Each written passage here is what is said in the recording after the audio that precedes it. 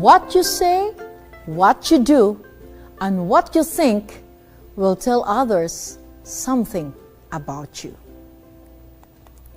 It effectively communicates that our words, our actions, and thoughts reveal our character to others. Your words are like little messages you send to the world about who you are. Your actions are like tiny lights that you show to people what kind of person you are.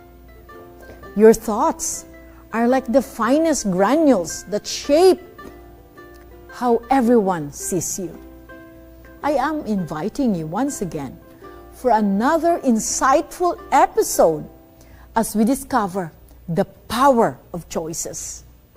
We will embrace God's grace and explore the limitless possibilities of our potential to express Jesus' eternal love, enduring kindness, and positive influence through our subject matter, living with integrity.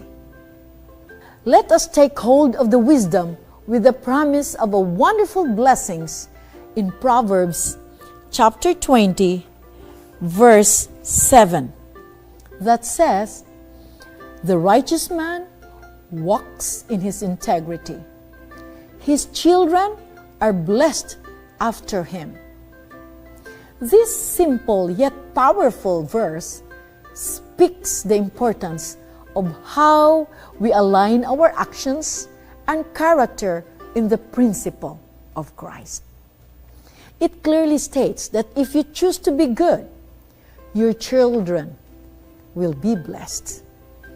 However, the word integrity is such a difficult word for the little ones like you.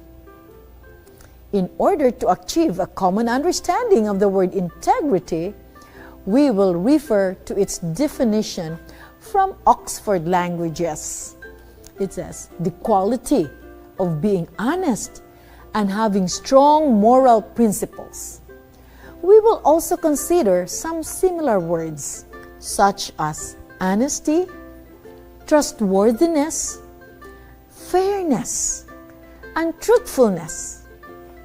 In simple terms, being honest, telling the truth, and doing what is right even when no one is watching describe the kids of integrity.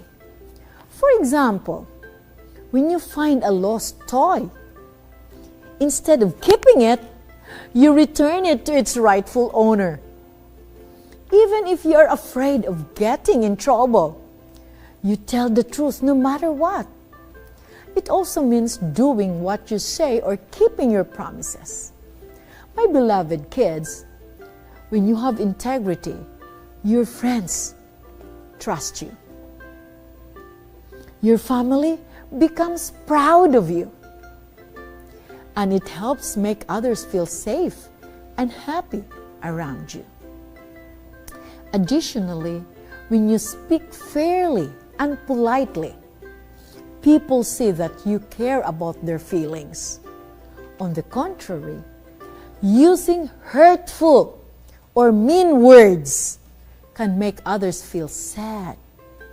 Similarly, when you do things like helping others or sharing your toys, spreading kindness, and demonstrating generosity, these actions can surely make them feel happier.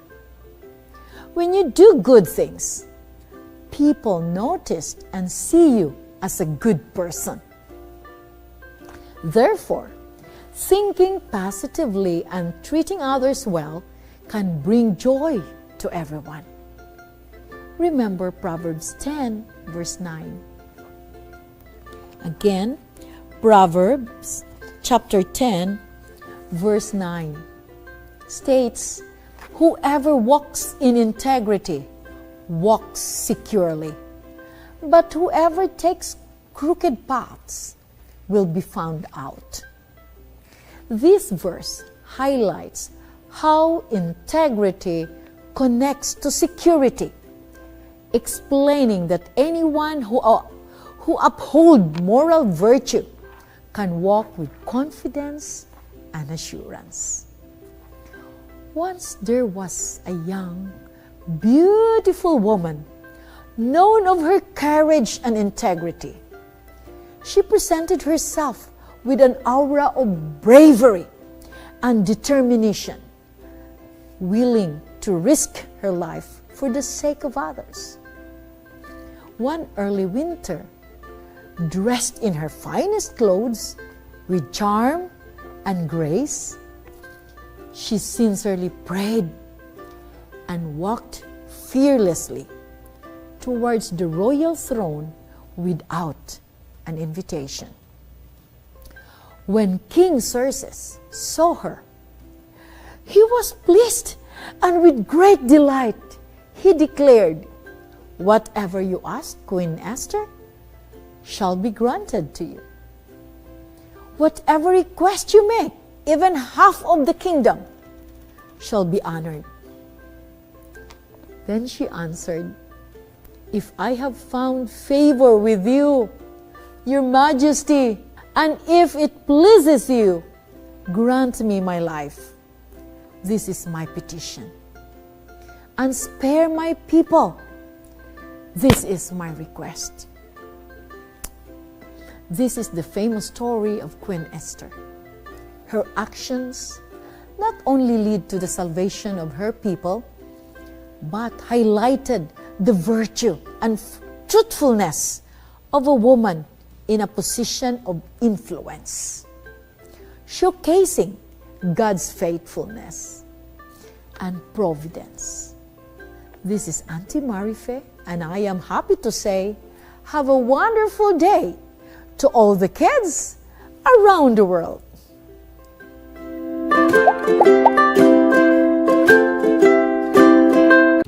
Hello, Kids of Hope. It's me, Teacher Grace, and I am so excited to be with you today.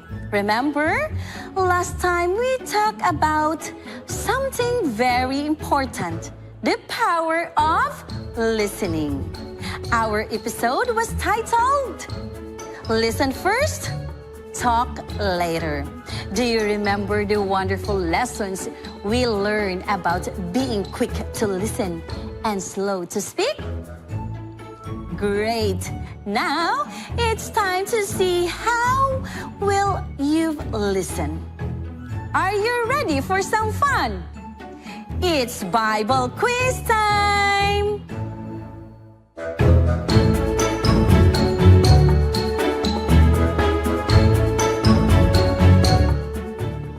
All right, let's get started with our first question. Don't forget to write your answers down or comment them below. Here we go. What does Proverbs 15 verse 2 teach us about speaking?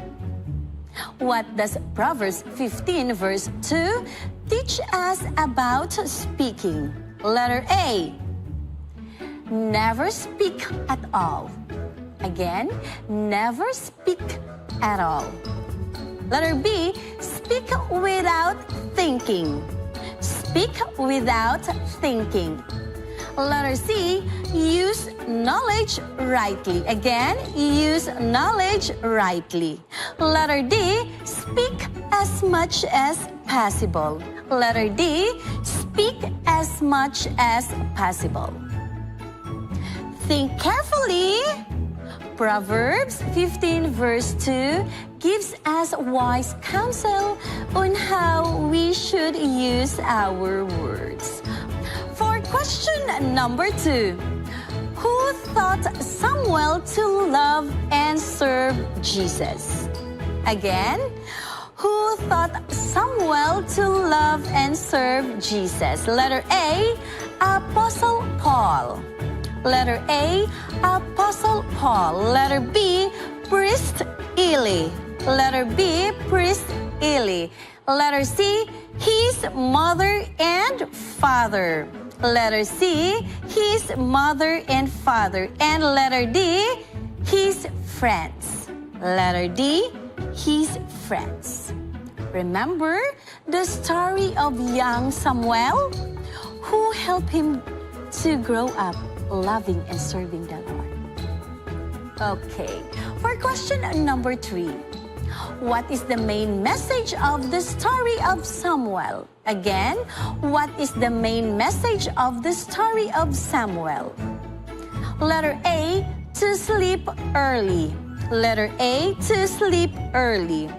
Letter B, to speak loudly. To speak loudly. Letter C, to play with friends fairly. To play with friends fairly. Letter D, to listen to what God is telling us.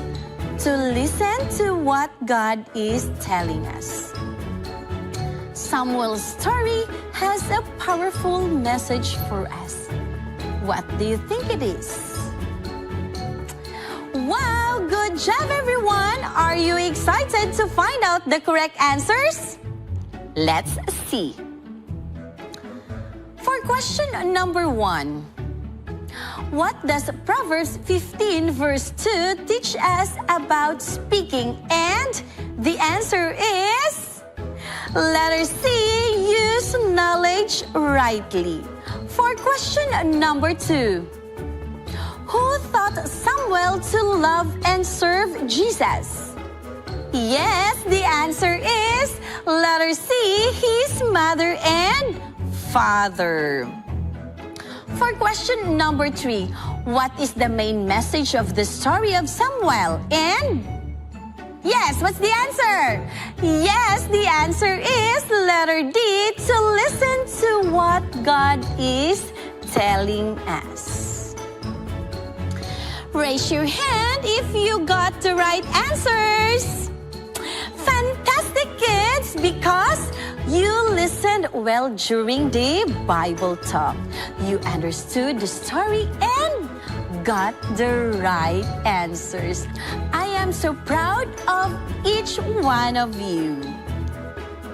That was so much fun. I hope you enjoyed our Bible quiz today and learned something valuable. Remember to always listen first and speak later, just as we've learned. See you next week for another exciting episode of Kids of Hope. Have a blessed day, dear kids. Bye.